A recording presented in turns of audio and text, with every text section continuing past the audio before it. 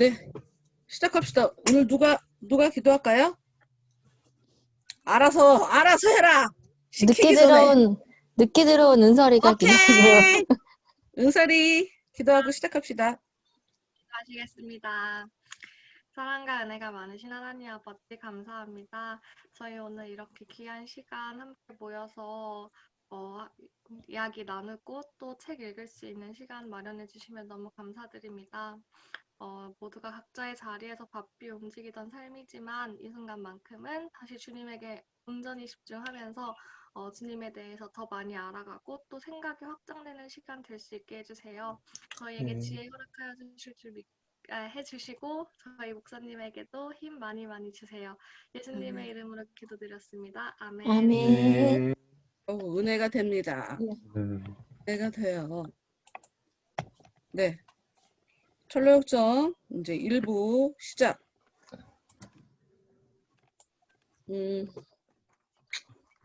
이게 1번이 생각보다 짧아서 금방 끝나고 2번으로 넘어갈지 아니면 짧은데 하다 보면 또 1시간이 후딱 넘어가게 될지 근데 해봐야지 될 것 같아요. 네. 김윤주 선생님 이거 읽어주세요. 네. 제1보 1. 저자의 수감과 꿈. 크리스찬이 죄를 깨닫고 다가올 진노에서 피하고 복음의 인도로 그리스도께로 향한다. 세상의 황폐한 광야지대를 두루 다니다가 어떤 곳에 이르니 거기에는 굴이 있었다. 나는 그 굴 안으로 들어가 잠을 자다가 꿈을 꾸었다. 꿈속에서 나는 한 남자를 보았는데 그는 남루한 옷을 걸치고 집에서 떨어진 어떤 장소에 서 있었다. 무거운 짐을 지고 손에는 책 한 권을 들고 있던 그는 이윽고 책을 펴서 읽기 시작했는데 읽어 내려가면서 그는 몸을 떨며 울고 있었다. 그러더니 마침내 더 이상 참을 수 없다는 듯이 슬픈 목소리로 어찌할꼬 라고 울부짖었다. 공경에 빠진 채 집으로 돌아간 그는 아내와 자식들이 그의 고민을 눈치채지 못하게 하려고 될 수 있는 대로 그의 감정을 억눌러 보았으나 근심이 점점 심해져서 더 이상 침묵을 지킬 수 없었다. 참다 못한 그는 마침내 아내와 자식들에게 자신의 고민을 털어놓기로 마음먹었다. 그는 이야기를 시작했다. 오, 사랑하는 아내여, 그리고 귀한 내 아들들아. 너희들을 돌보아야 할 이 아빠는 등에 지어진 무거운 짐으로 인하여 몹시 고통스럽구나. 더구나 내가 확실히 들은 바로는 머지않아 우리가 사는 이 도시에 하늘로부터 큰 불이 쏟아져 내려와 도시가 온통 잿더미가 된다고 하더구나. 우리가 구원받을 수 있는 어떤 길을 발견하지 못한다면 나 자신은 물론 당신과 귀여운 너희들까지 모두 죽게 될 거야. 하지만 난 아직 그 길을 찾지 못했어. 이 말을 듣고 그의 가족들은 무척 놀랐다. 그가 한 말을 믿어서가 아니라 그의 머릿속에 어떤 광증이 일어난 것이 아닌가 생각했기 때문이었다. 그러므로 밤이 가까워지자 잠을 재우면 그의 머리가 안정될 거라고 믿고 가족들은 서둘러 그를 잠자리로 보냈다. 그러나 그의 고민은 밤이나 낮이나 마찬가지로 고통스러웠으므로 그는 밤새 한잠도 못 자고 한숨과 눈물로 밤을 지샜다. 아침이 되자 가족들은 그가 어떻게 되었나 궁금하여 물었으나 그는 점점 더 심하다고 대답할 뿐이었다. 그가 다시 한번 가족들에게 이야기를 시작하자 가족들의 표정은 더욱 굳어지기 시작했다. 가족들은 또한 거칠고 까다롭게 굴면 광증이 사라질 것이라고 생각하고는 때로 그를 비웃기도 하고 크게 야단을 치기도 했으며 그를 아주 무시해버리기도 했다. 그러자 그는 자기 방에 혼자 숨어 그들을 불쌍하게 여기고 그들을 위해 기도하면서 자신의 괴로운 심정을 슬퍼하였다. 그러다가 그는 혼자 들로 나가 거닐기도 하고 책을 읽기도 하고 기도도 드리며 며칠을 보냈다. 어느 날 그는 여전히 들을 거닐며 책을 읽고 있었는데 책을 읽다가 갑자기 크게 낙심하여 예전과 마찬가지로 내가 어떻게 하여야 구원을 얻을 수 있을까 하고 울부짖는 것이었다. 내가 또 다시 보니 마치 어디로 떠나버리고 싶은 듯이 그는 여기저기를 두리번거리더니 갈 곳을 정하지 못했는지 그냥 그 자리에 서 있는 것이었다. 그때 전도자라는 이름을 가진 사람이 그에게로 다가오더니 당신은 왜 울고 있습니까? 라고 물었다. 그는 대답하기를 선생님, 제가 손에 들고 있는 이 성경책을 읽어보니 나는 언젠가는 죽을 수밖에 없고 죽음 후에는 심판을 받게 되어 있습니다. 하지만 저는 죽기도 싫고 심판을 받기도 원치 않으니 어떻게 하면 좋을까요? 그러자 전도자가 말했다. 이 세상의 생활은 여러 가지 악으로 가득 차 있는데 무엇 때문에 죽기를 꺼려하는 겁니까?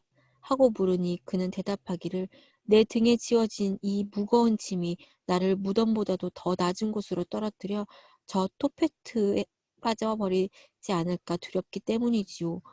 나는 감옥 생활도 감당하지 못할 터인데 더구나 심판을 받고 무서운 형벌을 당하는 것을 어찌 견디겠습니까?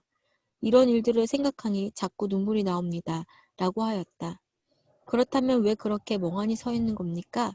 라고 전도자가 다시 물었을 때 그 사람이 대답했다. 어디로 가야 할지 몰라서 그럽니다. 그러자 전도자는 양가죽으로 만든 두루마리 하나를 그에게 주었다. 거기에는 임박한 진노를 피하라고 적혀 있었다. 이 글을 읽은 후 그 사람은 전도자를 주의 깊게 바라보면서 어디로 떠나야 할까요? 하고 물었다. 전도자는 손을 들어 저쪽으로 뻗은 넓은 평야를 가리키면서 저쪽에 있는 좁은 문이 보입니까? 하고 물었다. 안 보이는데요? 하고 그 사람이 대답하자 전도자가 다시 물었다. 그럼 저쪽에서 빛나고 있는 밝은 광채는 보입니까? 보이는 것 같습니다. 그럼 그 광채를 바라보면서 똑바로 올라가 보십시오. 그러면 좁은 문이 나타날 것이며 문을 두드리면 누군가 나와서 당신이 어떻게 해야 좋을지를 가르쳐 줄 것입니다. 이거 읽으면서 좀 아하 하고 깨달아지거나 의아하거나 하는 것들이 있으면 한번 얘기 한번 해봅시다. 저요. 응, 그, 음, 사실 앞부분은 뭔가 이 크리스찬보다는 응. 가족들한테 조금 더 감정이입이 됐어요. 그래서 갑자기 이런 고민 얘기하면 나라도 일단 좀 자고 이렇게 할 것 같다 라고 생각을 하고 있었는데 그러면서 이분이 내가 어떻게 하여 구원을 얻을 수 있을까라는 질문을 다시 하고 응, 이 질문이 지난번에 목사님이 한번 생각해보라고 하셨던 응, 응, 질문이었잖아요. 응. 예. 이 질문이 왜 중요하지에 대해서 이렇게 생각을 하면서 이렇게 읽다 보니까 결국에는 제일 공감이 왔던 데는 42페이지에 이 세상의 생활은 여러 가지 악으로 가득 차 있는데 무엇 때문에 죽기를 꺼려하는 겁니까? 라는 부분이었어요. 뭔가 생각해보면은 사는 거 너무 힘들고 오늘도 힘들고 내일도 힘들고 어제도 힘들면 앞으로도 매일매일 힘든데 그러면 왜 살아야 하지? 라는 생각을 한 적이 있는데 응, 그때 아마 죽지 못했던 건가 사는 게 힘든 게 아닐 거야 라는 생각도 있었고 응. 한편으로는 또 죽어서 어떻게 될지 모른다는 두려움도 있었던 것 같아요. 뭔가 힘들어서 죽었는데 죽어서 더 힘들면 어떡해? 막 그렇지, 이런 그렇지. 고민이 그래서 여기서 심판을 받고 무서운 형벌을 당하는 것이 그것을 어찌 견디겠습니까? 이 말이 되게 와닿았어요. 맞아, 맞아. 나도 어릴 때 믿음 없이 다닐 때 내가 전도사님이 뭐라고 나한테 물어봤는지는 내가 기억이 안 나. 그런데 어른이 돼갖고 만났는데 그분이 야, 네가 중학교 때 네가 말 한마디를 했는데 내가 그것 때문에 은혜를 받았다라고 이렇게 얘기하신 적이 있어갖고 뭐였냐면 내가 그랬대. 저는 개털 모자를 써도 천국 갈 거예요. 내가 그랬다는 거야. 그래서 아예 아무것도 쥐뿔도 모르면서 무슨 천국 가기를 어찌됐건 간에 하늘나라에 대한 그 소망은 나한테 있었나 보다. 가고 싶었나 보다. 내가 생각하는데 그래서 두려움이라는 게 꼭 그렇게 나쁜 건 아닌 것 같아. 음. 무서움 없는 사람이 제일 무서운 거 아니야 원래? 겁 없는 사람이 제일 무섭잖아? 또 다른 사람 저는 음. 여기 보면서 크리스찬이 그 책을 크리스찬이 이제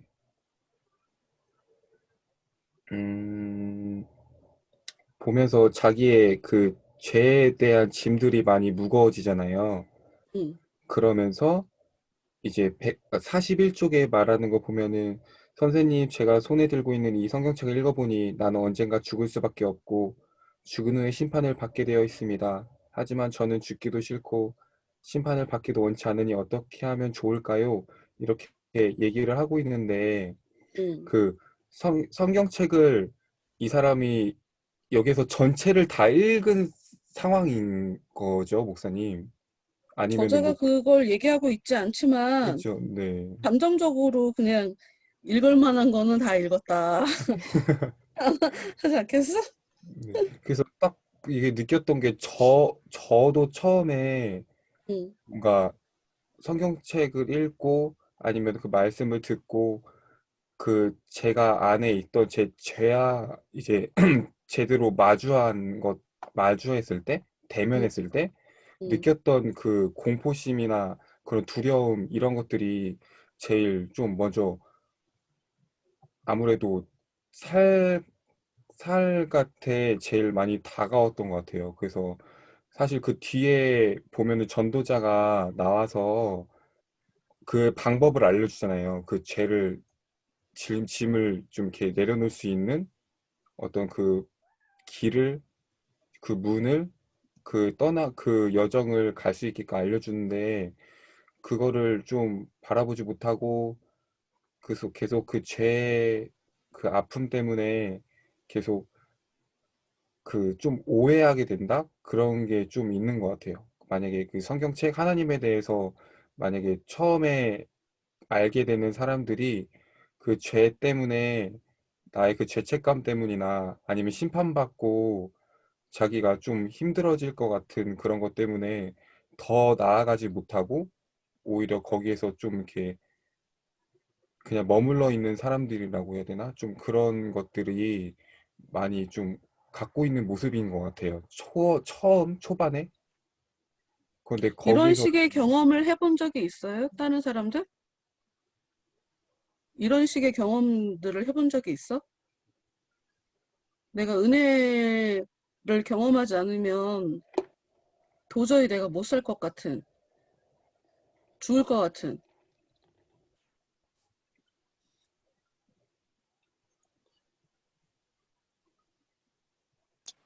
너?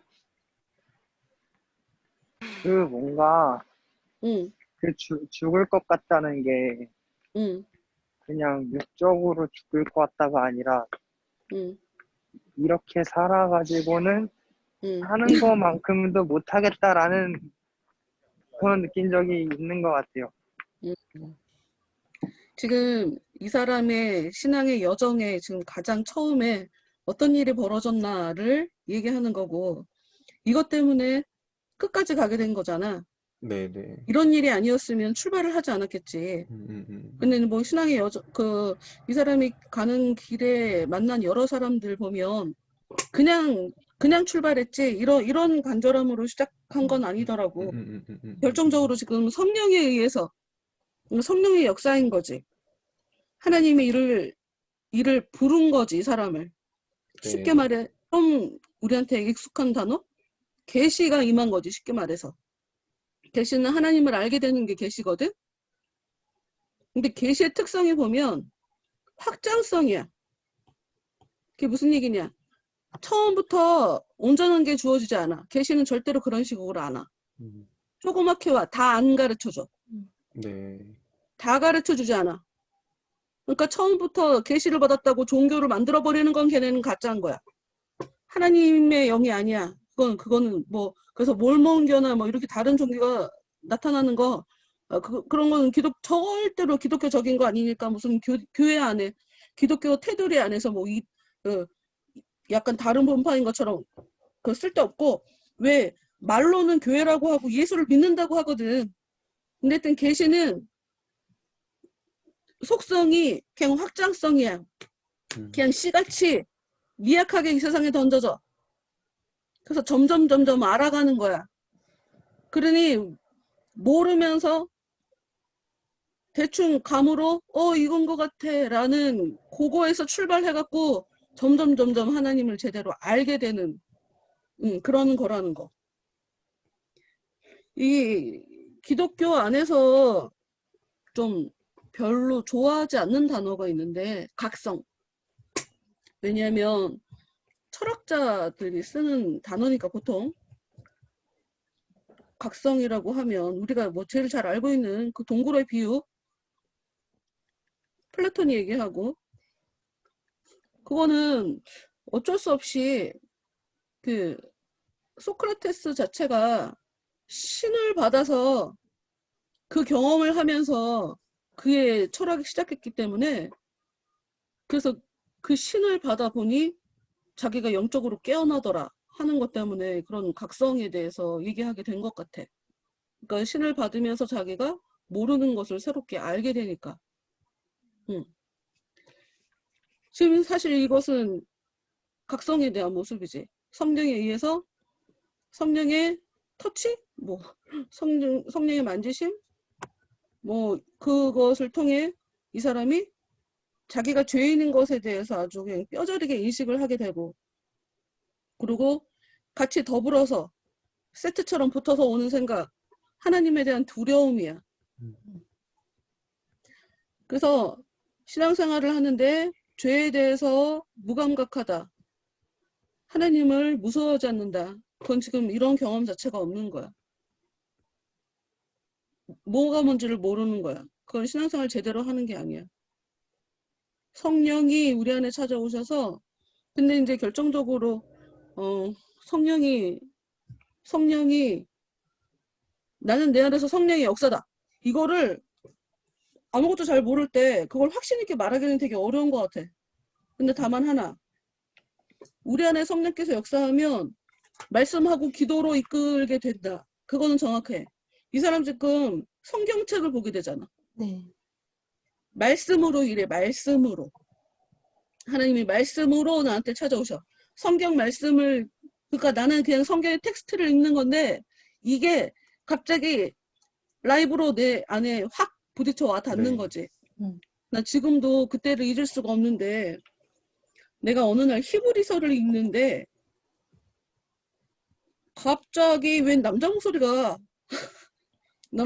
내 안에서 올라오더니 히브리서를 처음부터 끝까지 논스톱으로 그냥 계속 끝까지 그냥 원독을 하더라고. 근데 와 여자도 아니고 정말 남자야. 생생한 남자. 근데 그 남자가 나한테 이 히브리서를 읽어주는 것 같은 느낌이야. 근데 감동이 그냥 너무 확 와 닿는 거지. 그러니까 어떤 신적 존재가 나에게 이 성경 말씀을 왜 히브리서는 편지니까 나한테 해주고 싶은 말을 이 히브리서를 통해 내가 알아듣도록 이야기하는 것 같은 뭐 그런 느낌. 그래서 밤새 내가 너무 재밌었었어. 밤 시간에. 그런 적도 있었거든. 근데 이건 약간 은사 쪽으로 약간 치우쳤다라고 볼 수 있는 모습이 그런 거고 하여튼 이 사람이 느낀 거는 이 성경을 통해서 주체할 수 없게 자신의 죄에 대해서 인식을 하게 되는 거지. 그리고 성경을 읽을수록 자기의 등에 무거운 짐이 얹어졌다 하는 것을 알게 되는 거지. 그리고 이게 절대로 내가 해결할 수 없는 거다 하는 것도 알게 되는 거고 이것 때문에라도 그러니까 내가 지금 살고 죽고 문제 이것도 있지만 당장 1차적으로 이게 너무 무거워. 그러니까 이걸 해결하기 위해서라도 난 가야 돼 하고 동기가 이렇게 올라오는 거지. 그리고 여기서 특이점. 아내하고 자식들이 이 사람을 미친 사람으로 취급을 했잖아. 네. 방증이 있는 게 아닌가. 근데 내가 신앙생활을 해보면 가족들한테 미친 사람 취급 정도는 한 번씩은 당해봐야 나는 실제로 내 기도 제목이 미친 사람 정말 예수한테 미친 사람이 됐으면 좋겠다. 그 성령에 완전히 취해서 진짜 미친 사람이 됐으면 좋겠다. 내가 그 기도 제목이 있었거든 한동안. 실제로 들었어. 미친 사람인 줄 알았거든. 그래서 야 진짜 응답이 이런 식으로 오네 내가. 나한테 응답이 이런 식으로 와. 하고 하여튼 가족들이 볼 때 이게 도통 이해할 수 없는 거지. 이 사람 마음속에서 일어나는 이런 이 열정이나 뭐 이런 거. 그리고 이 사람이 밤이나 낮이나 고통스러웠잖아. 잠도 못 자고 한숨과 눈물로 밤을 지샜다. 근데 나는 실제 이렇게 살아봤어. 그러니까 이거는 내가 어떻게 할 수 없게 내 속에서 나를 그렇게 움직여. 내가 진짜 예수를 제대로 만날 때까지 이건 해결이 안 되는 거더라고. 그러니까 예수가 내 주인이 될 때까지 그 편안함, 그 안정감이 내 손에 딱 들어왔다 하고 느껴질 때까지 이게 너무 힘들더라고. 실제로 우리 안에서 성령께서 역사하시면 성령이 나를 이렇게 아주 강렬한 마음을 이렇게 확 나를 휘 잡아서 이런 식으로 다루시기도 하더라. 근데 내가 개인적으로 이렇게 느껴봐갖고 이 상황이 너무 이해가 되고 남일 같지 않고 그래. 그리고 이들의 가족이 보면 남편을 또 아빠를 정신 차리게 하려고 거칠게 까다롭게 비웃기도 하고 야단치기도 하고 무시해버리기도 했잖아. 근데 근데 잘 보면 사실 이것은 걱정을 해서 그러는 거잖아. 걱정을 해서. 근데 보통 우리가 삶 속에서 우리가 주를 위해서 살 때 심지어 내가 신앙이 제대로 서야 우리 가족도 사는데 라고 하는 그런 마음이 있을 때 희한하게 가족들이 나를 핍박하는 것 같은 그런 상황이 있을 때가 있어. 근데 그런 걸로 상처받는 사람들도 있더라고. 근데 나는 이 사람이 여기에 딱 그게 잘 써져 있는 것 같아. 그런 상황에 나를 핍박하는, 내가 주를 위해서 사는 이 모습을 미친 걸로 생각하고, 우리 엄마도 내 앞에서 제가 아주 교회에 미쳐버렸다고 막 성경책을 막 찍고 막 이랬었거든? 근데 이 크리스찬의 반응을 보면 가족들한테 자기 방에 혼자 숨어 그들을 불쌍하게 여기고 여기 자기 방에 혼자 숨었다라고 하는 것은 아마 골방에 들어가서 기도하라라고 하는 그 말씀을 염두에 두고 쓴 것인 것 같아. 그들을 불쌍하게 여기고 그들을 위해 기도하면서 자신의 괴로운 심정을 슬퍼하였다. 이상적이지 이게. 그들한테 얘기해도 그들은 이해 못해. 내 안의 열정은 내가 끌어올린 게 아니고 그분이 만들어 놓은 거야. 그분이 불을 붙여놓은 거라 그런 경험을 하지 않은 사람들한테 이해해 달라고 하는 것 자체가 이거 말이 안 돼. 그들은 몰라. 그러니 그 사람들 위해서 그 사람들한테 뭐 해명하거나 이해해 달라고 하거나 전혀 소용없어. 근데 불쌍하게 여겨야 되는 게 너무 맞지. 은혜를 모르니까. 그리고 그들을 위해서 기도해야 되는 것도 너무 맞고. 응. 그리고 이게 자기 세계 안에 빠지게 되더라고. 정말 여기 써 있는 것처럼 들로 나가 거닐기도 하고 책을 읽기도 하고 기도드리며 며칠을 보내고 이 성령 안에서 자꾸 마음을 추스리려고 막 노력을 한단 말이야. 근데 참 희한하게 하나님이 딱 원하는 그거를 하기 전까지는 내가 아무리 뭐 별걸 해도 이거 정리가 안 돼. 하나님 딱 원하는 그걸 해야 돼. 그리고 여기서 또 우리가 주목하고 넘어가야 할 거. 이 사람이 힘들 때 이 사람은 계속적으로 어찌할꼬 어떻게 해야 내가 구원을 받을꼬 하고 울부짖는 그 모습을 계속 반복적으로 나오고 있거든. 근데 이게 왜 중요하냐. 그러니까 왜 성경 성경을 쭉 훑어보면 어떤 사람에게 하나님이 구원을 주시나 하나님께 울부짖는 자, 부르짖는 자, 다윗의 자손 예수여 나를 불쌍히 여기소서라고 울부짖는 자, 그런 사람들에게 구원을 주시는 하나님이기 때문에 그래서 소돔과 고모라 성 얘기를 며칠 전에도 했는데 소돔과 고모라 성이 멸망하는 그때도 보면 의인들이 괴로워해요. 그래서 하늘을 향해 울부짖어. 그래갖고 하나님이 천사 둘을 대동하고 과연 그 울부짖음이 사실인지 감찰하는 시찰하는 그런 모습이 나와서 확인해보고 진짜구나 하고 죽여버리는 다 멸망시켜버리는 그런 장면이 있거든. 하나님은 그래서 언제 출동하냐? 울부짖으면. 그리고 애굽에서 420년 동안 애굽 생활을 했을 때 모세가 갑자기 나타났어. 모세를 하나님이 태어나게 하고 그러니까 참 희한하게 모세가 이미 어른인 사람을 선택해서 쓰면 시간이 훨씬 단축될 거 아니야? 하나님이 듣고 모세가 태어나게 해. 자, 아니, 그러면 80년을 또 기다려야 되는 거란 말이야. 구원을 받을 때까지. 80년. 응, 들었어. 하나님이 사람들이 울부짖는 소리를 듣고 움직였어. 그게 실현될 때까지 80년이 걸린 거야. 예수님도 이 땅에 아기로 보내주시지. 아까 얘기했지만 계시가 확장성이 있다. 그래서 이게 굉장히 중요해. 은혜가 우리한테 내가 기도하면 나한테 금방 일이 터지는 게 아니야. 그게 일을 할 수 있을 만큼 시간을 소요하게 돼. 그 사이에 어떤 일이 벌어지냐? 내 속사람이 성장해. 내가 커. 내가 성장해.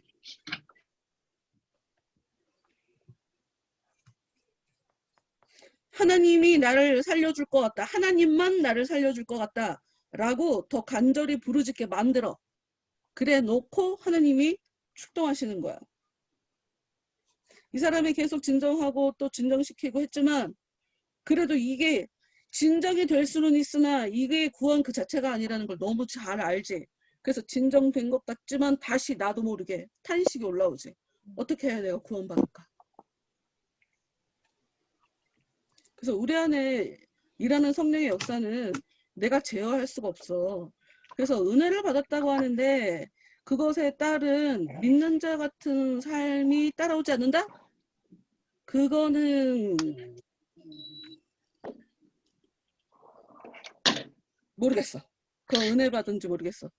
예수가 우리한테 찾아오면 나를 구원해 주시러 오시는데 나를 살려주러 오시는 건데 내가 그분을 어떻게 컨트롤할 수 있다? 그건 말도 안 되지. 신인데. 하나님 그 자체인데 내 안에 있는 성령의 이 역사는 내가 어떻게 누르고 무시하고 이럴 수가 없어.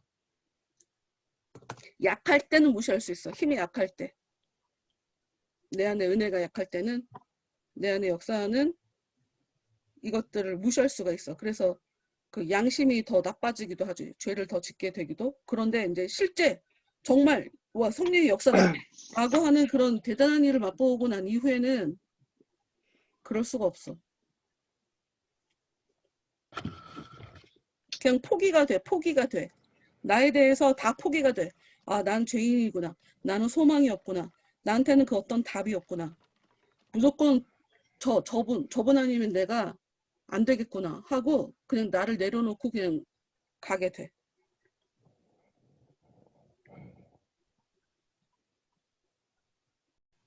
그리고 이 전도자를 보면 전도자가 물어보잖아요. 질문이 여러 가지잖아. 네. 네. 왜 울고 있습니까? 죽기도 싫고 심판받기도 싫은데 어떻게 하면 좋을까요?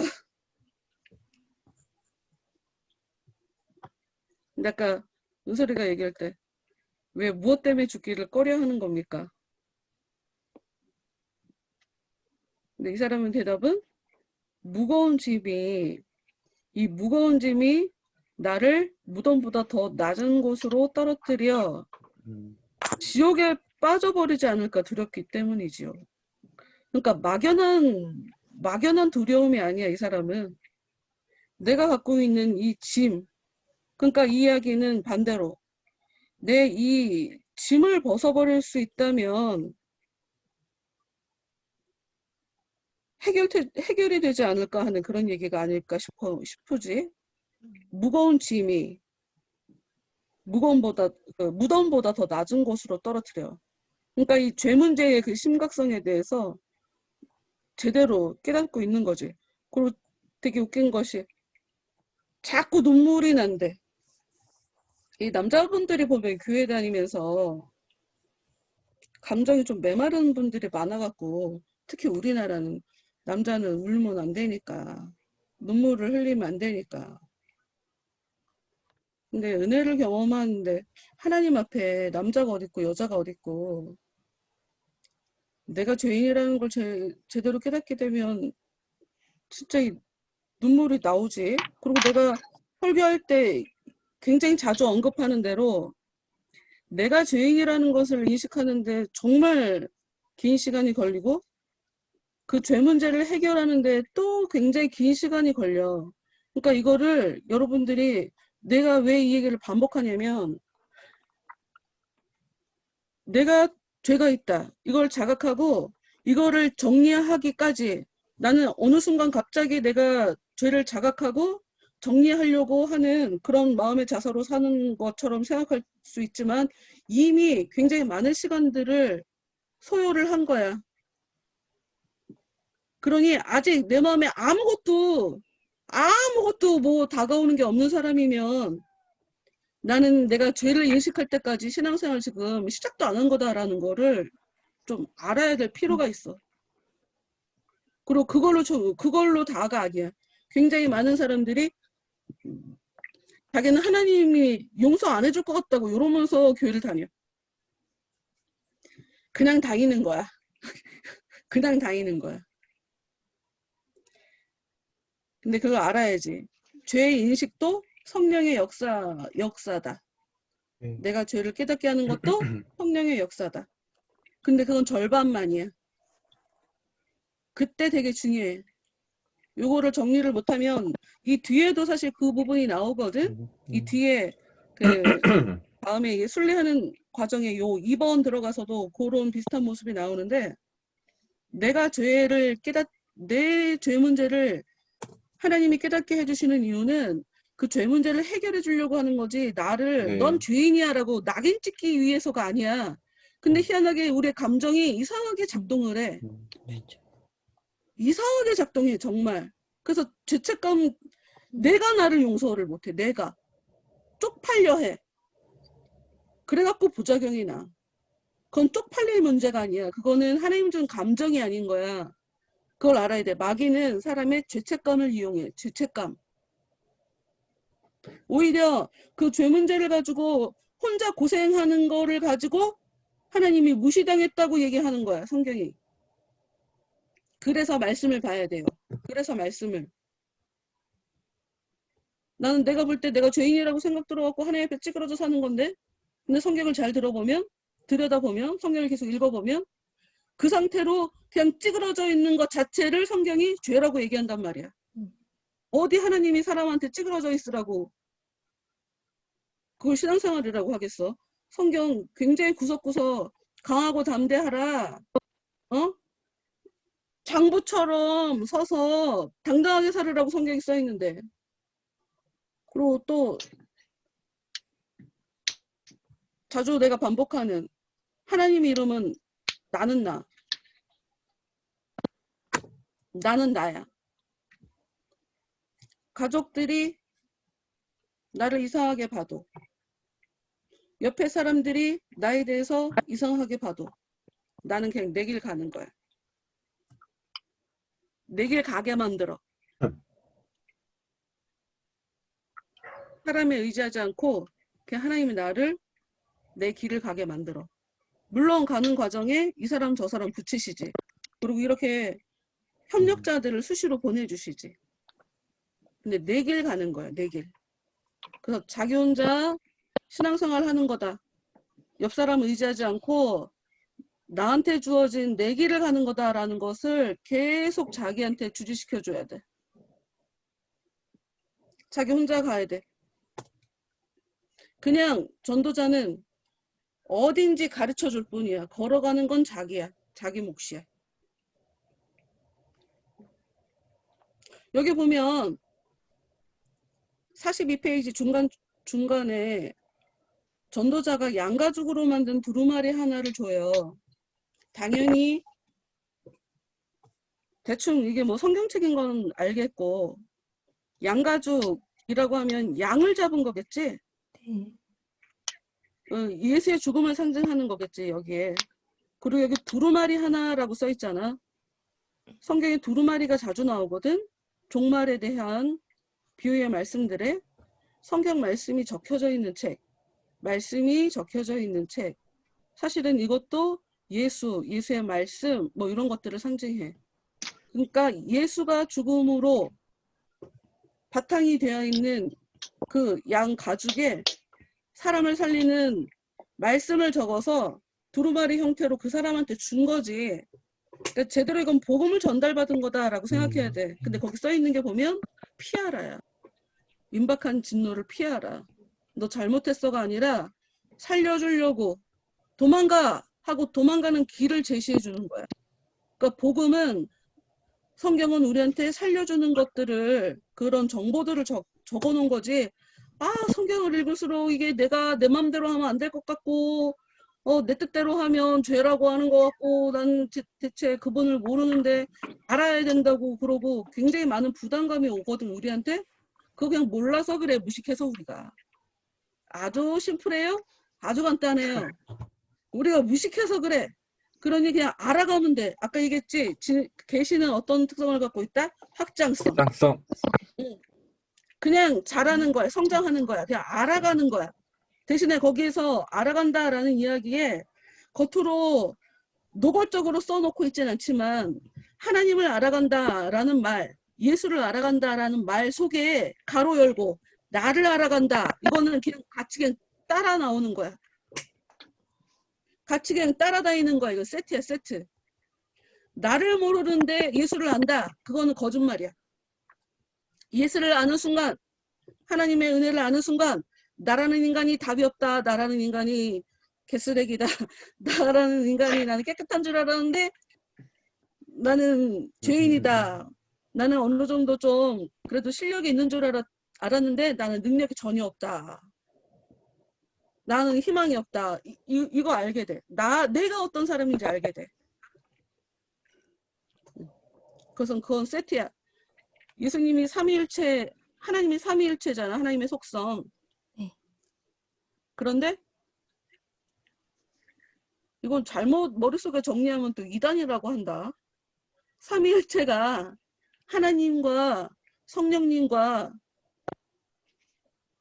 반인반신이 아니라, 예수님은 완전한 신인데 완전한 인간이었거든. 근데 인간인 예수가 하나님과 성령님과 이렇게 하나가 되는 거, 요거 하나다라고 얘기하는 게 이게 삼위일체잖아. 신앙생활을 내가 제대로 할 때 그 자리에 내가 들어가서 내가 성령으로 하나님과 하나가 되면 이게 신앙생활인 거야. 예수님도 땅에서 일을 할 때 성령을 받아야 했어. 예수님이 삼위일체 그 자체고 뭐 하나님 그 자체니까 이 땅에서 일할 때 예수님 자기 혼자 일한 게 절대로 아니야. 예수님은 하나님이 시키신 일만 했어. 근데 그걸 알기 위해서 필요했어. 뭐가? 성령이 필요했어. 그래서 예수님이 하나님을 알게 하는, 예수님이 하나님을 알게 하는 것은 성령이야, 성령. 그러니까 우리도 똑같아. 우리도 다른 방법 없어. 그냥 우리 안에 성령께서 오셔. 은혜를 구하면. 그래서 찾아오신 그 은혜가 나를 어떤 인간인지 알게 하고 하나님이 어떤 분인지 알게 하고 예수님이 나를 위해서 어떤 일을 하셨다라는 것도 믿게 해. 설명 안 해줘도 그냥 믿어서 깨달아주고. 그래서 성령의 은혜가 내 안에 찾아오는 거 되게 중요해.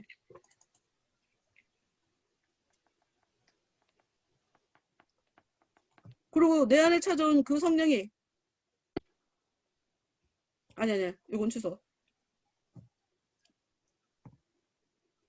이렇게 주위의 사람 그리고 또 이제 사람들이 이게 착각하는 게 있어. 내가 은혜를 받잖아? 그 순간에 내가 되게 특별한 사람이 돼. 그 이후로 사람들 남의 말을 안 들어요. 진짜 교만하기가 막 장난 아니야. 봐줄 수가 없는데 그런 인간들은 가짜야. 하나님 다 안 알려줘. 옆 사람의 도움을 받게 만들어.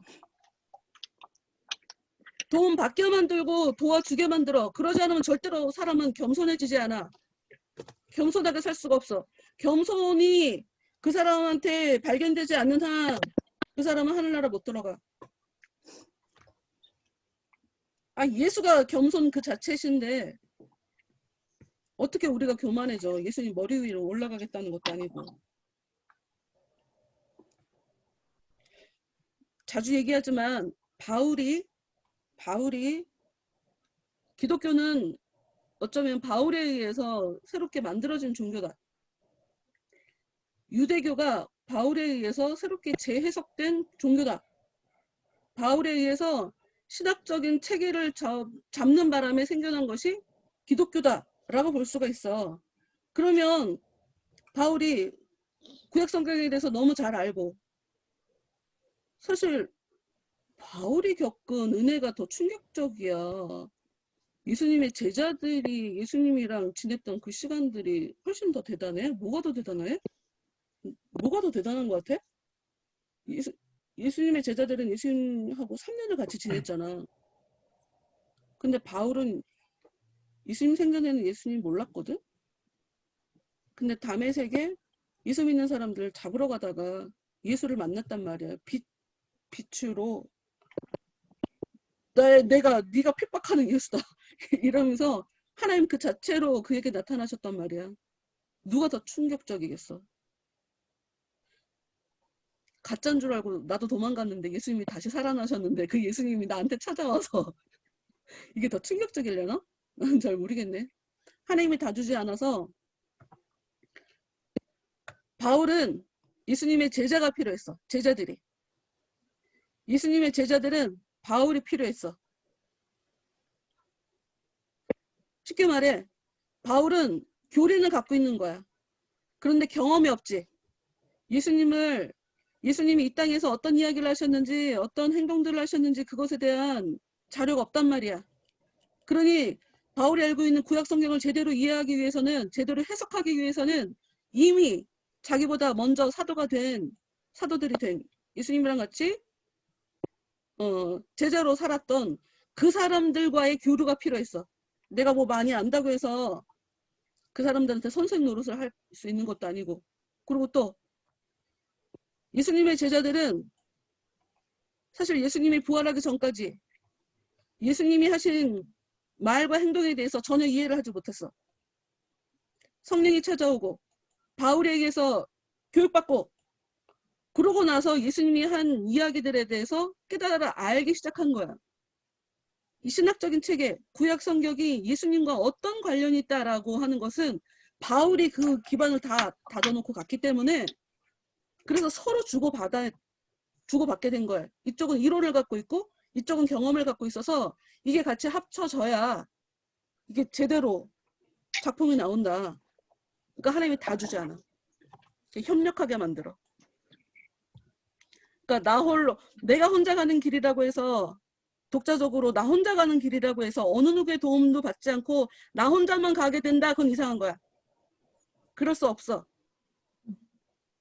사실 나는 계속 하나님한테 내가 불만이 왜 저한테는 선생을 안 붙여주셨어요? 이거였었어. 긴 시간 동안.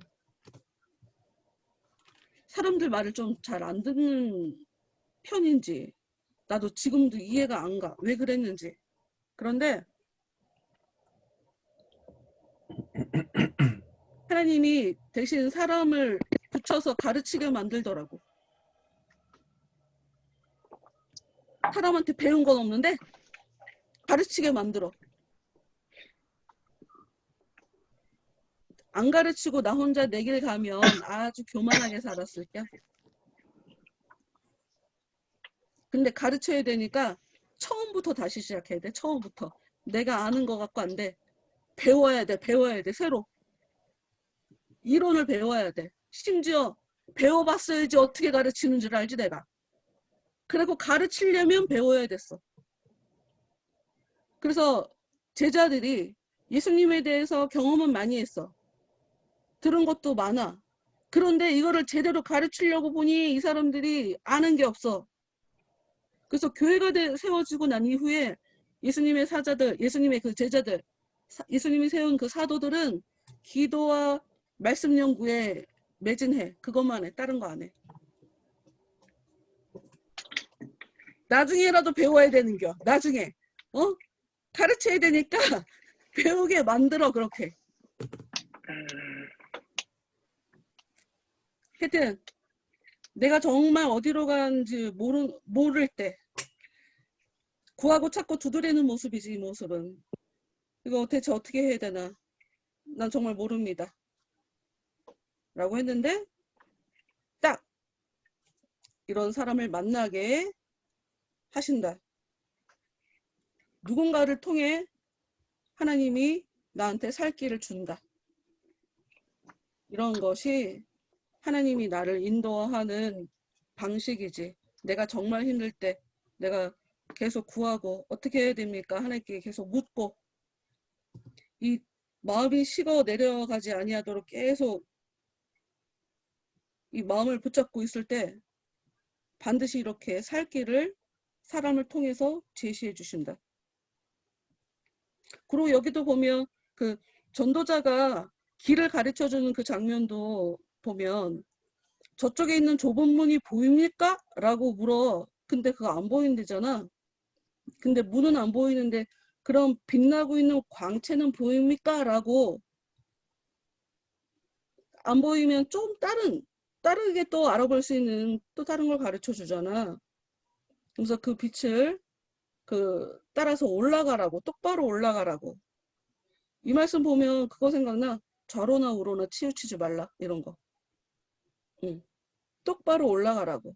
그러면 좁은 문이 나타날 거고 문을 두드리면 누군가 나와서 당신이 어떻게 해야 좋을지 그 다음에 가서 또 다른 도움을 받게 되는 거지.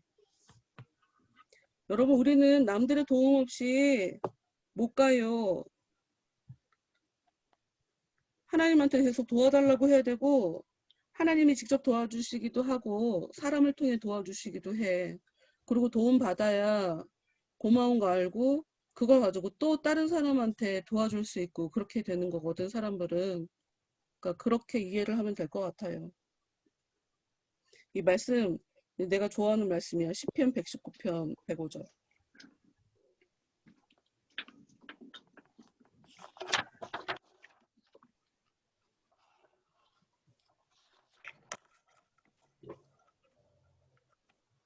주의 말씀은 내 발의 등이요 내 길의 빛이니이다. 그러니까 사람이 어드바이스는 해줄 수 있어. 그런데 내 갈 길은 성경에서 찾으려고 계속 좀 노력을 해야 돼. 사람한테는 왜 사람은 우리가 믿을 수 있는 존재가 아니라 그냥 섬겨야 될 대상인 거야. 그냥 그 이상도 그 이하도 아니야. 그러니까 말씀을 잡고 가까이 대하면서 내가 정말 이 말씀이 의미하는 바가 뭘까? 이 말씀을 통해서 내가 뭘 깨달아야 될까? 왜 이 말씀을 보게 한 걸까? 하나님이 이 말씀을 나를 이 시간 보게 하고 그러면 내가 어떻게 살기를 원하는 걸까? 거기까지 가야 돼. 많은 사람들이 성경 말씀 읽으면서 그냥 읽고 그 정보를 내 머릿속에 집어넣는 걸로 성경을 안다고 착각하거든? 너무 많은 사람들이 그래. 뭐 성경 암송 뭐 백날 하면 뭐하냐. 성경 잘 가르치면 뭐해. 목사들도 말씀대로 안 살아. 짜증나. 신경질 나네. 목사들도 말씀대로 안 살아. 그러니까 성경은 계속 내가 마음을 계속 비우면서 성경을 읽으면서 내 양심의 가책을 자꾸 받아야 되는 책인 거야. 성경을 읽다 보면 나 이렇게 못 사는데? 나는 이렇게 안 살았는데? 이런 거 되게 많거든? 양심의 가책을 좀 받아야 돼. 그게 지금 오히려 잘 가고 있는 거야. 그게 나를 가치 있게 하는 거야. 내가 지금 이걸 지금 읽다가 말았는데 이게 보여? 이게 아비투스가 뭐냐면 사람들의 자세, 태도, 말하는 거 그걸 통해 이 사람의 모든 정보가 다 보인다는 얘기거든? 쉽게 말해서 배운 사람, 못 배운 사람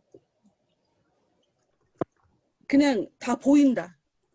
그런데 상위로 가려면 잘 되는 사람이 되려면 아비투스 먼저 장착을 하면 그 세계로 간다. 그러니까 자세, 태도, 생각 이거부터 바뀌면 잘 된다. 이 얘기를 하고 싶은 거야. 잘 사는 사람. 그 사람들은 그들의 아비투스가 있대.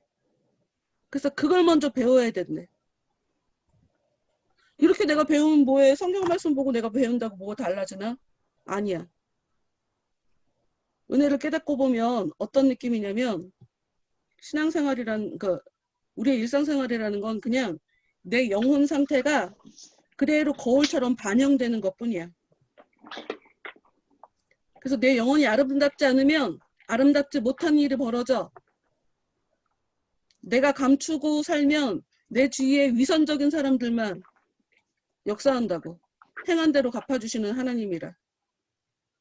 성경에 계속 나온단 말이지. 그러면 나도 내가 행한 대로 하나님한테 갚음받을 수 있는데 그럼 나는 행동 똑바로 하고 살아야지. 이런 거 자극받으면 되는 거야. 성경 보면서.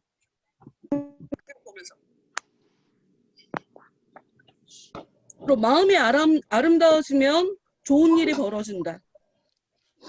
기쁜 일이 벌어진다. 행복한 일이 벌어진다. 달리 일상생활에 문제 갖고 막 울며 불며 기도할 일이 없다. 그거를 아주 심플하게 얘기하면 먼저 그의 나라와 의를 구하라. 무엇을 먹을까, 무엇을 마실까, 무엇을 입을까 염려하지 말고 그냥 먼저 그의 나라와 그의 의를 구하라. 하나님의 은혜가 와야 내가 의롭게 사라지는 거야. 그리고 그의 나라를 구하라 라고 하니까 이게 굉장히 말이 어려워요. 근데 이게 무슨 뜻이냐?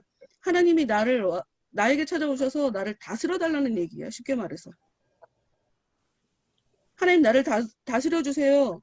이거를 그의 나라라고 해. 그러니까 그의 나라를 얘기할 때는 상당히 복잡한 개념이긴 한데 근데 거기서 가장 중요한 의미가 그의 나라라고 할 때 가장 중요한 의미는 통치의 개념이야. 왜냐하면 우리나라가 조선시대 때 우리 주권을 뺏겼을 때 통치할 수 있는 그 권리를 뺏겼을 때 우리 나라에 살고 있지만 나라를 뺏겼다고 얘기하거든. 그래서 뭐 국민도 중요하고 땅도 중요하지만 가장 중요한 개념 하나님의 나라에서 가장 중요한 개념은 통치의 개념이 가장 중요해. 그래서 하나님 저를 다스려 주세요 라고 기도하면 내 안에 땅도 넓어진다. 내 영향력도 넓어진다. 나한테 필요한 하나님의 여기서 사람 설명하면 너무 멀리 가서 안 되겠다. 하여튼 나머지 것들은 채워준다. 그러니까 저를 다스려 주세요. 이게 제일 중요해. 그게 하나님의 나라를 구하는 거야. 하나님 저는 하나님의 나라가 되고 싶어요. 저는 하나님의 그 나라에 제가 지금 들어가고 싶어요. 뭐 이렇게 기도하는 거야. 그리고 그렇게 지배를 잘 받는 거 그게 의야. 다른 게 아니고. 그게 하나님 인정해 드리는 거거든.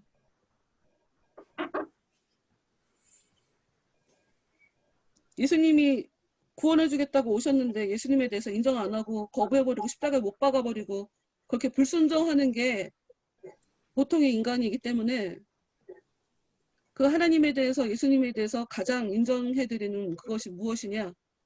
그분 밑에 이렇게 복종하는 거. 그분이 나를 다스리도록 그냥 나를 내려놓는 거. 이게 의 자체야. 주의 말씀은 내 발의 등이요. 내가 얘기했잖아. 은혜 받고 나서 성경책 손에서 내려본 적이 없다고. 멀미도 안 해요? 버스에서? 성경책 읽느라고. 너무 행복했어. 너무 기쁘고.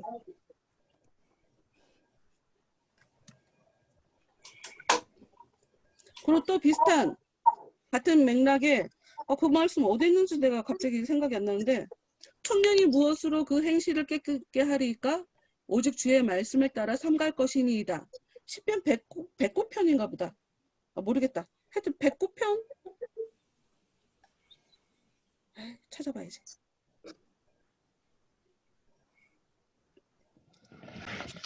아니네. 109편이 아닌가? 119편. 아, 그것도 119편이야? 네, 119편 9절. 그러네. 봐, 이게 완전히 다른 말씀처럼 보이지만 이게 같은 맥락인 거야. 말씀대로 살면 행실이 깨끗하게 된다라고 써 있잖아. 그 얘기가 바로 주의 말씀이 내 발의 등이다라는 말과 똑같은 말이야. 이 말이 이해가 되면 성경은 이해하기 쉬워. 같은 말이야. 같은 말을 약간 다르게 설명한 거야. 다른 단어로.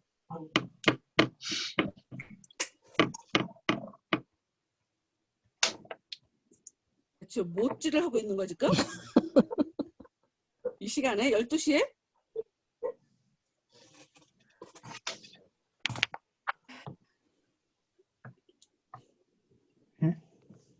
네, 얘기하고 싶은 사람?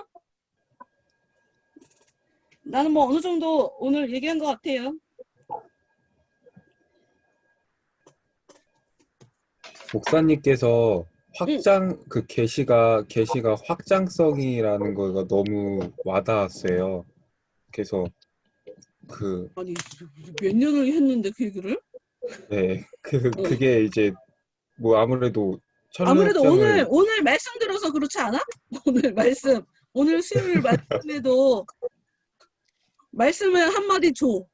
그런데 그 말씀이 성취가 될 때까지 몇십 년 걸려. 네. 응.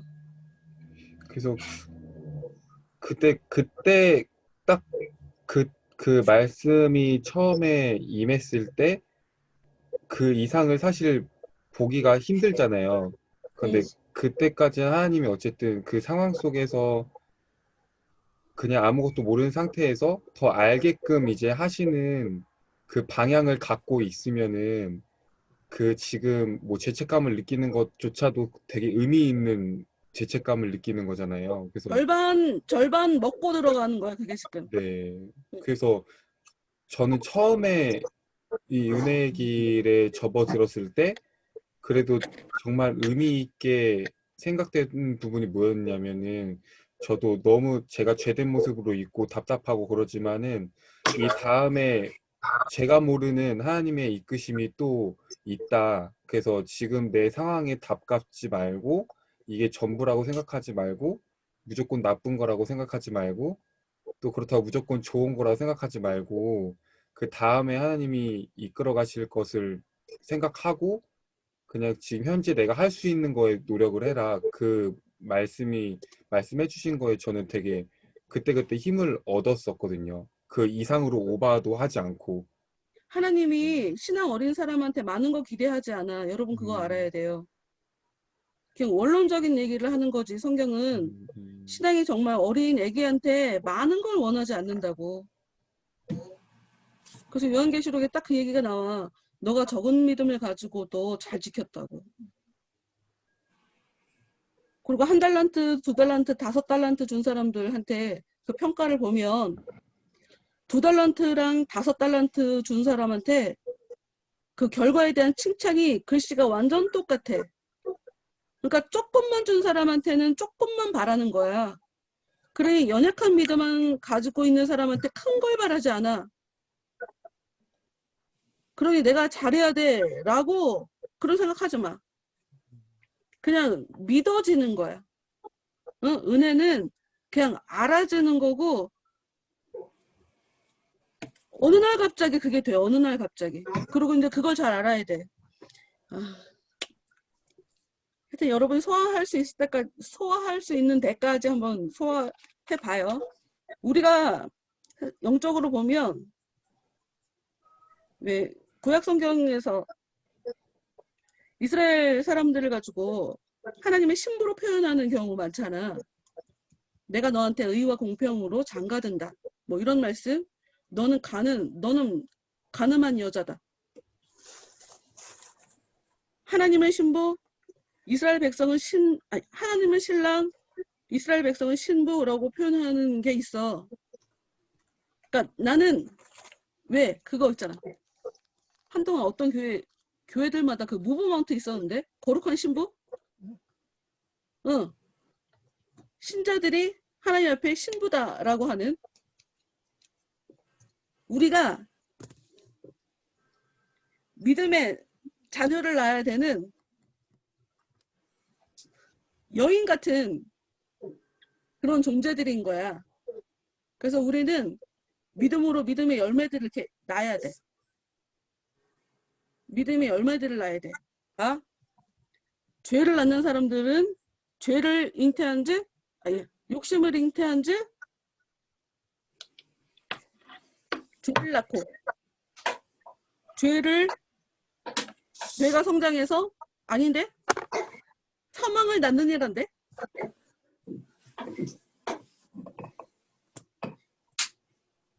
욕심이 별거 아닌 것 같은데, 이게 죄하고 사망으로까지 연결이 되잖아. 가면 갈수록. 욕심이 은혜로 잉태한 즉 죄를 낳고 죄가 장성한 즉 사망을 낳느니라. 그치. 이런 식인 거야. 의를 낳고 의가 장성해서 그럼 생명을 낳는 거지. 이런 식의 개념이면. 응? 내가 의의 그 열매, 잘했다라고 하는 그 행동이 나타날 때까지 그냥 은혜를 채우면 그 은혜가 나로 하여금 행동을 똑바로 하게 만들어줘. 하나님이 기쁘시게 하는 그런 행동을 하도록 그냥 만들어준다고. 그렇게 행동을 할 수밖에 없어. 나는 저 인간이 미워. 그런데 하나님 내 마음속에서 미워하지 마. 나 미워하는 거 안 좋아. 그리고 너 미워하면 너 영혼 더러워져. 그러니까 너 미워하지 마. 이렇게 하나님이 역사해. 그럼 나도 모르게 내 마음은 저 인간이 밉지만 사랑하는 행동을 하도록 만들어버려. 나를 내 맘대로 하도록 했는데 뜨질 않아. 우리 안에 찾아온 성령이. 그래서 욕심이 죄를 낳는 것처럼 내 안에 은혜가 찾아오면 의를 낳을 수밖에 없는 거야. 의로운 행동을 할 수밖에 없다고. 근데 잉태했는데 그게 낳을 때까지 금방 낳는 거 아니잖아. 뱃속에 9달은 데리고 있어야 되잖아. 시간이 걸려.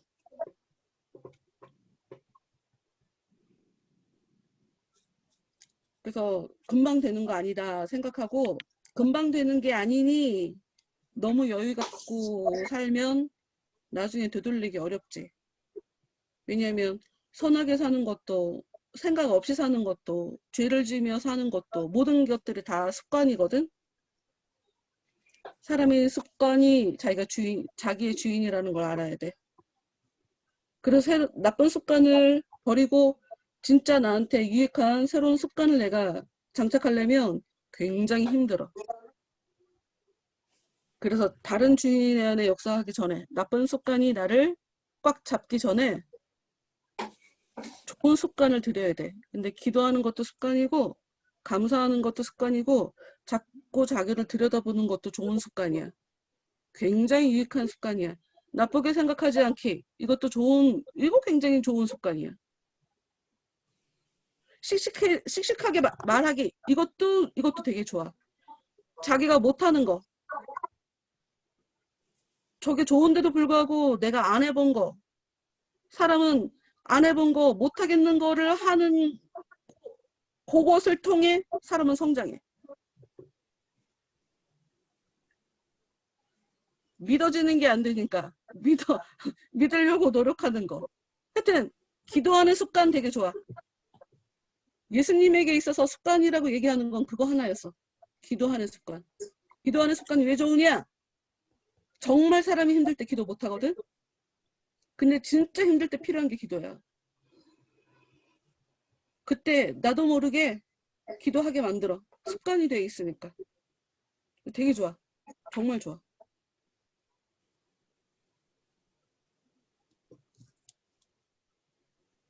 그리고 여러분, 겨자씨만한 믿음을 던져서 그게 큰 나무로 성장하게 만들어서 거기에 새들이 잔뜩 깃들게 만든다 하는 천국에 대한 비유를 여러분 알 거예요. 많은 사람들에게 영향을 줄 수 있는, 많은 사람들에게 쉼을 줄 수 있는 그런 큰 나무 같은 사람으로 성장할 수 있게 해주겠다는 예수님의 약속으로 그걸 받아들이면 될 거야. 근데 처음에 겨자씨 같다고. 겨자씨 거의 그냥 먼지 같더라고. 되게 조그맣다. 그러니 희망을 갖고 미래지향적으로 자신에 대해서 너무 과하게 자책하지 말고, 죄책감은 하나님이 주는 마음 아니에요. 마귀가 주는 마음이에요. 자꾸 자기 들여다보면서 그렇게 사시면 되겠어요? 이렇게 부르짖어 기도하면 돼요. 이 사람처럼. 기도하면 하나님이 누군가를 통해 직접 말씀을 주시든가 누군가를 돕는 자를 통해 내 어려움이 해결되도록 해주시니까.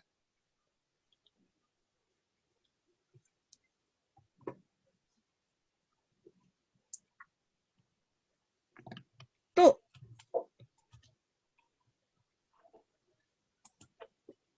아무거나 얘기해.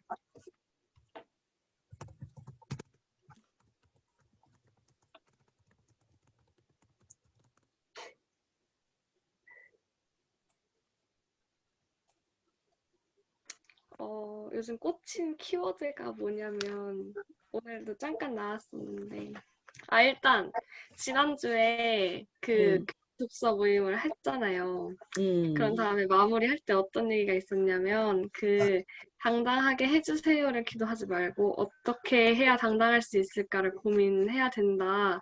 이 얘기를 해주셨는데 그 얘기가 너무 좋았었고 그 얘기를 들은 다음부터 진짜 뭔가 머리가 계속 생각을 해야 되고 뭔가 뭐 하나 쉬운 게 없는 것 같긴 한데 이렇게 해야지 되는 거구나 뭔가 그러면서 다른 일상생활에서 이 문제를 풀 때 이 문제 안에 갇혀있지 않고 다른 것들을 찾아보려고 되게 노력을 하는 일주일을 살았었는데 그러다가 요즘 제가 꽂힌 키워드는 지금 뭐냐면은 안정이라는 키워드예요. 안정.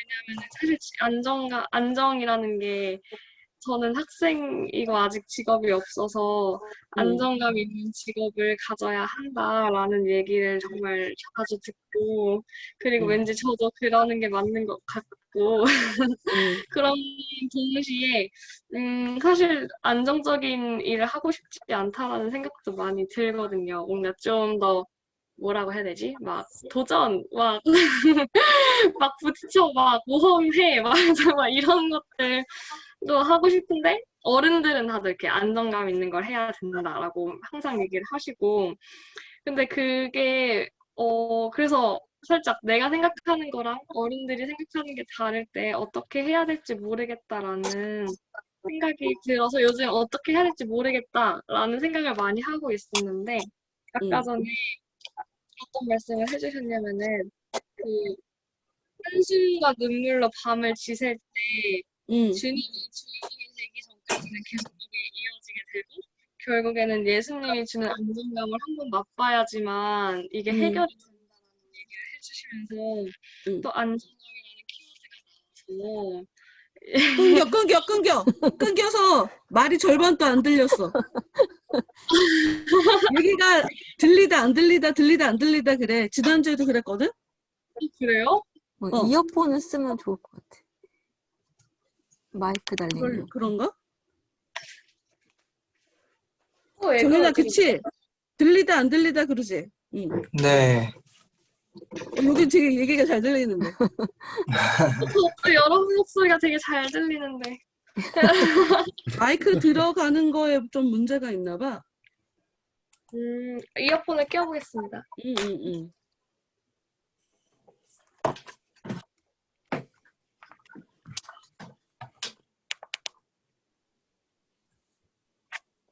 들리시나요? 응. 왜 안 들리지, 내가? 들리세요? 응. 이게 또 나오는 게 이어폰에서 나오는 게 맞나? 얘기 잘 들려. 아, 잘못 꽂은 거야? 이어폰에서 소리가 안 나는데. 그러면 거리 너무 가까이 하지 말고 다시 얘기해줘 봐봐. 아이, 하여튼 안정감 되게 중요하다. 안정감 추구하는 거. 네, 아니 그래서 안정감에 대한 목사님의 견해가 궁금해요. 안정은 내가 50년을 살았잖니? 네. 나야말로 인간이 살아가는 데 있어서 마음의 안정감, 이게 정말 중요하다고 생각해. 근데 살아본 결과, 진짜 안정은 그냥 하나님이 주는 거야. 평안한 마음.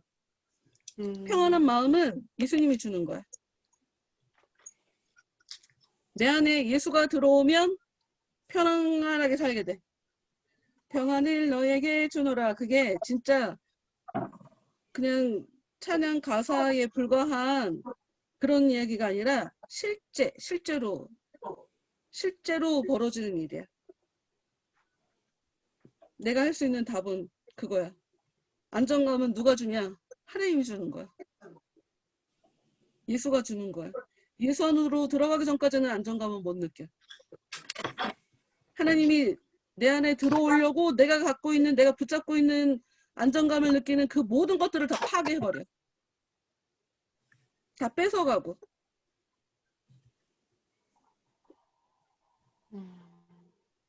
그래서 하나님이 때론 무섭기도 한 거야. 하나님이 질투하는 하나님이라. 이게 내가 우리 엄마가 그냥 모든 걸 다 뺏긴 거를 내가 다 봤기 때문에, 그리고 내 삶에서도 내 마음에 따라 하나님이 어떻게 달라지는지, 내 마음에 따라 이 삶 속에서 어떠한 일이 벌어지는지 뭐 이미 다 임상 끝났어. 그냥 끝. 은혜는 내가 신앙생활 똑바로 하면, 안정감은 내가 신앙생활 똑바로 할 때 나한테 주어지는 것이더라. 그거. 다른 사람 다른 얘기 혹시 할 거 있어? 곽정은 사람 안정에 대해서요, 목사님? 응. 그 생각을 해봤어요. 맞아요. 딱 하나님이 주시는 하나님 안에 있어야지 얻을 수 있는 게 안정이니까. 그래서 예수님을 보면은 예수님께서도 사실 예수님이 사역한 모습이 사람의 눈으로 보면은 되게 핍박이 있고 안정된 그렇지. 모습은 아니잖아요. 근데 그 그렇지, 가운데도 안정을 지켜가신 이유는 하나님이 함께 하셨고, 성령께서 하나님, 그 마음을 잡고 있으니까. 네. 그래서 사람들은 사실 안정하면은 내가 뭐 직장이 안정이 돼야 되고, 뭐 삶이 안정이 되는 맞아. 배경이 와야 된다는 게 1순위잖아요, 맞아. 사실은. 근데 경제적인 거. 예. 근데 근데 아니야. 그런 것도 있을 수는 있겠지만, 사실 그것보다 그런 상황 가운데서도 하나님을 의지해서 모든 상황을 견뎌내고 이겨낼 수 있는 안정이 진짜 안정이다? 그건가? 내가 요즘 여러 번 반복했던 얘기를 또 할게. 내가 차비 낳고 찬영이 낳을 때까지 우리 남편이 백수였어. 첫째를 낳고 둘째를 낳기 직전까지 우리 남편이 백수였다고. 그럼 먹고 살아야 되잖아. 그럼 나는 우리 남편을 어떻게 해야 돼? 구박을 해야지, 쪼아야지. 가서 돈 벌어오라고. 대체 몇 개월을 놀고 있는 거냐고 해야 되잖아. 근데 내가 계속 뭘 했냐면 아니야, 돈은 하나님이 주는 거야. 남편이 주는 게 아니라 돈은 하나님이 주는 거야. 이거는 하나님이 나 시험하는 거야.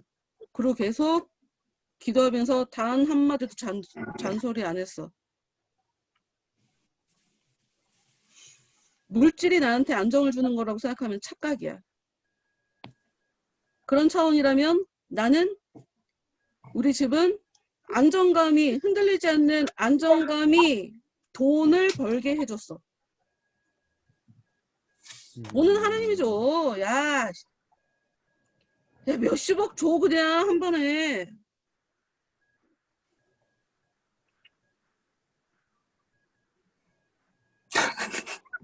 진짜 줘. 대부분 먹고 사는 것 때문에 교회를 못 나오거든? 나 그래서 그 사람들 볼 때마다 답답한 거야. 바보들. 2마리 토끼 잡으려다가 다 잃지.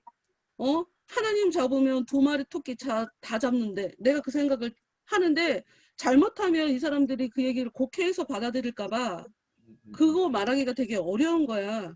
근데 진짜 돈 하나님이 준다니까.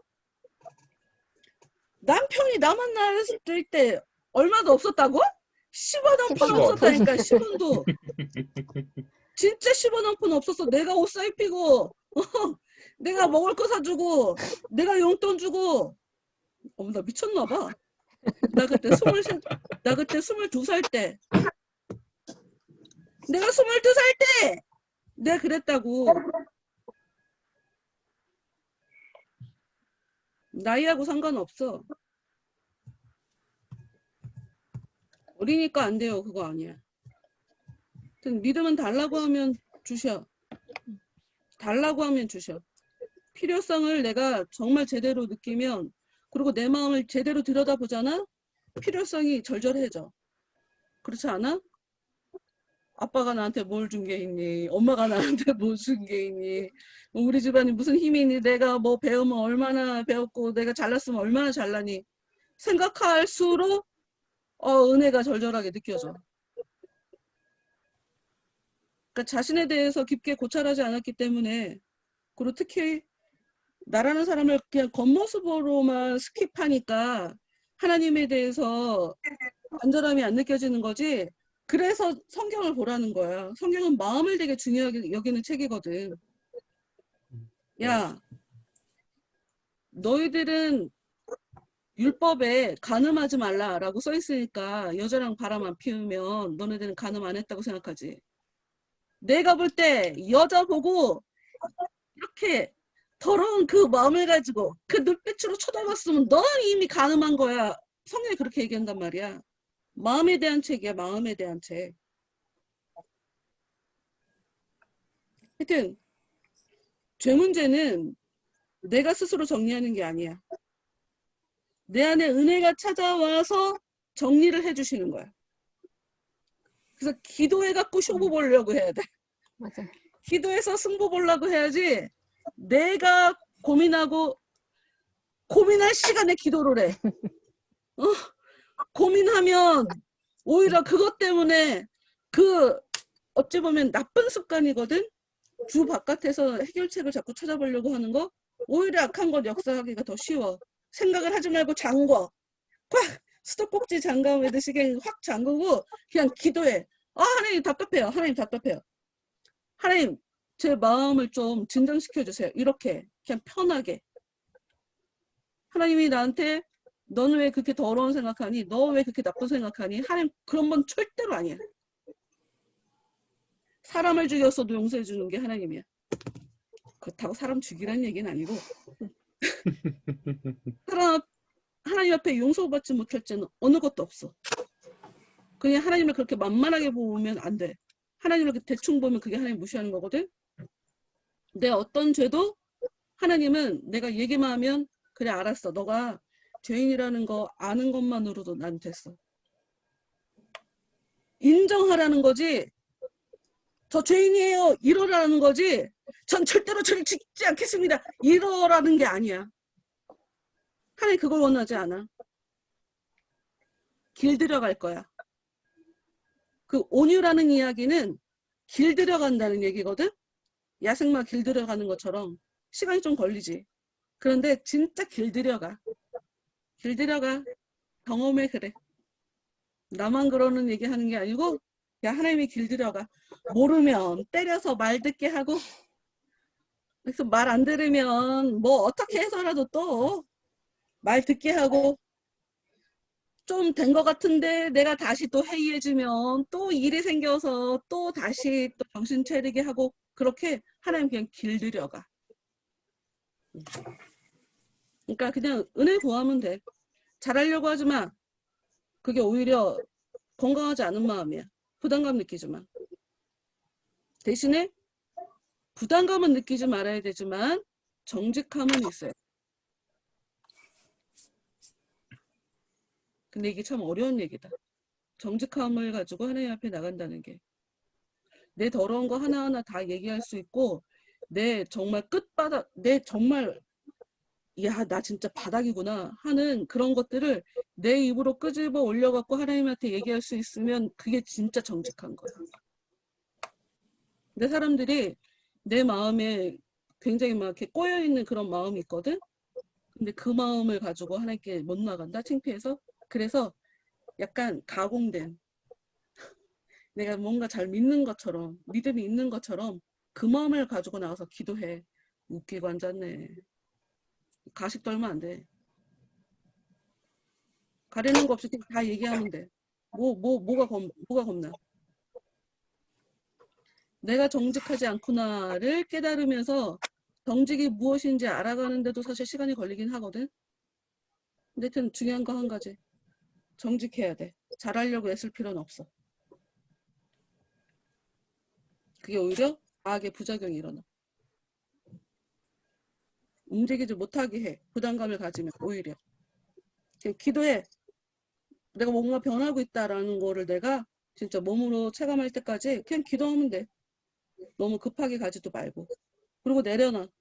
될 놈 될, 안 될 안. 이건 세상의 법칙이니까 하나님이 나를 선택했으면 나는 반드시 될 거야.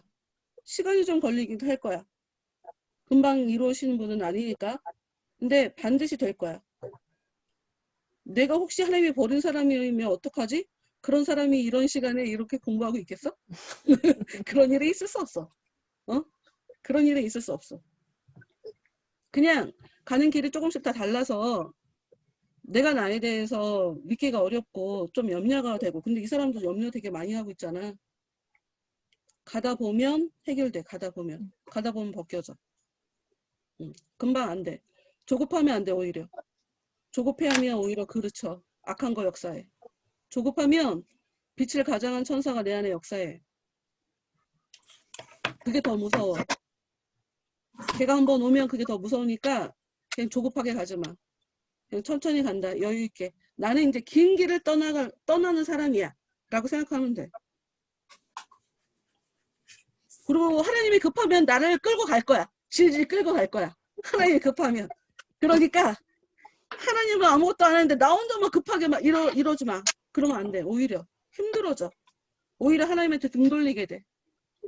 그냥 기도해. 기도. 다 필요 없어. 다 필요 없어. 내가 진짜 가끔 가다가 내가 처음에 목회 처음에 할 때 김윤주랑 얘기하면서 그랬는데 내가 볼펜을 집어던졌던가? 이게 왜 필요해? 설명이 왜 필요해? 그냥 믿으면 될 거 아니야. 왜 이렇게 안 믿어갖고 내가 이렇게 설명하게 만들어? 아닌가? 내가 설교를 잘못해나? 내가 혼자 마음속으로 그 생각을 하긴 했는데, 많은 목사님이 설교를 행동을 어떻게 바꾸면 되는지 방법론에 대해서 설교하시거든? 시키는 대로 한다고 그 사람이 성장하지 않아. 그래서 내가 그 방법론을 알려주는 쉬운 설교를 내가 싫어하는 이유가 그거야. 나도 그렇게 하면 좋아. 여러분 다 필요 없어요. 기도해요. 어우 간단해. 그냥 기도해. 다 필요 없어요. 그냥 예화 갖고 와서 기도 안 한 사람이 어떻게 됐으며 기도 열심히 한 사람이 어떻게 됐는지 그냥 물정만 들이대면서 훨씬 좋아. 설교하기가 심플하지. 근데 그래갖고는 자생력이 안 생겨. 하나하나 다 쫓아다니면서 어떻게 하나하나 다 세세하게 방법론을 가르쳐줘. 안 돼. 어떻게 하면 내가 성령 안에서 성령을 만나고 성령을 경험할 수 있고 성령 안에서 살아갈 수 있나? 좀 어려울 수 있지만 근본적인 얘기를 그래서 하는 거야. 나도 힘들어. 받아들이기도 힘들 거야 아마. 그러나 오히려 길게 보면 이게 더 빠른 길이다. 12시 2분이에요. 여러분 1시간 반이나 지났어요? 마무리합시다. 아, 혹시 더 궁금한 거 없지? 없지래. 궁금한 거 너무 없지? 너무 많아요. 다 궁금한 거, 모르겠어. 궁금한 거, 생각나는 거, 이해 안 되는 거 카톡 보내. 카톡 수시로. 궁금하면. 응.